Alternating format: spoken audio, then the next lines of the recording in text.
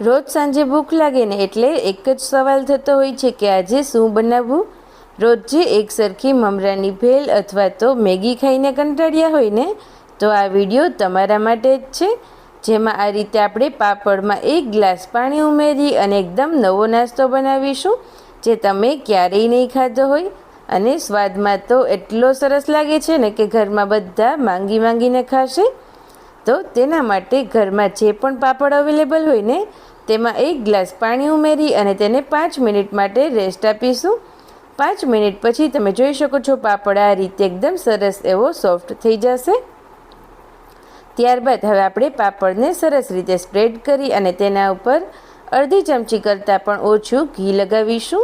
તમે બટરનો ઉપયોગ પણ કરી શકો છો. ત્યારબાદ ઉપરથી થોડું એવું આપણે નમક એડ કરીએ. ત્યારબાદ ઓરેગાનો અથવા તો મિક્સઅપ એડ કરીશું અને ત્યારબાદ થોડા આપણે ચીલી ફ્લેક્સ એડ કરીએ. ત્યારબાદ જો તમારા ઘરમાં ચીઝ અવેલેબલ હોય ને, તો ચીઝ જરૂરથી એડ કરજો. ચીઝથી આ નાસ્તાનો ટેસ્ટ ખૂબ જ સરસ લાગશે. તો મેં અહીંયા અડધી ક્યુબ જેટલું ચીઝ એડ કર્યું છે.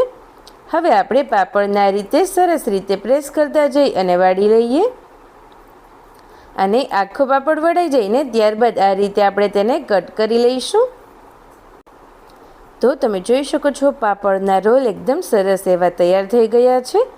હવે મેં અહીંયા આ જ રીતે બીજા પાપડના રોલ વળી અને તૈયાર કરી લીધા છે. તો હવે આપણે તેને એક પ્લેટમાં કાઢી લઈએ. બનાવવામાં જેટલો જ ઓછો સમય લાગે છે ને, ખાવામાં એટલા જ સરસ લાગશે.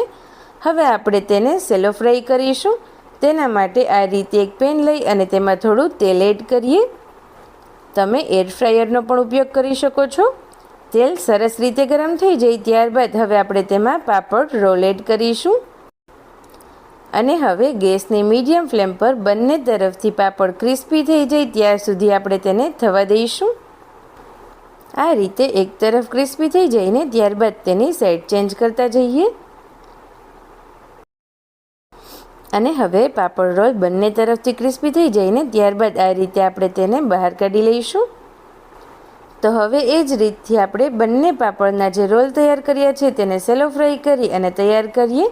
ત્યારબાદ મેં તેને અહીંયા ટમેટો કેચઅપ જોડે સર્વ કર્યા છે. તો સાંજે નાની ભૂખ લાગે અને શું બનાવવું તે ખબર ના પડે અથવા તો કંઈ ઝટપટ એકદમ સરસ એવું ખાવાનું મન થાય ને, ત્યારે આ પાપડનો નવો નાસ્તો તમે ઘરે જરૂરથી ટ્રાય કરજો.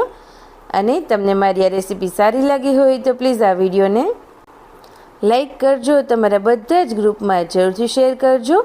અને ચેનલ ઉપર નવા હોય તો જલ્દીથી તેને સબસ્ક્રાઈબ કરી દો. Thank you.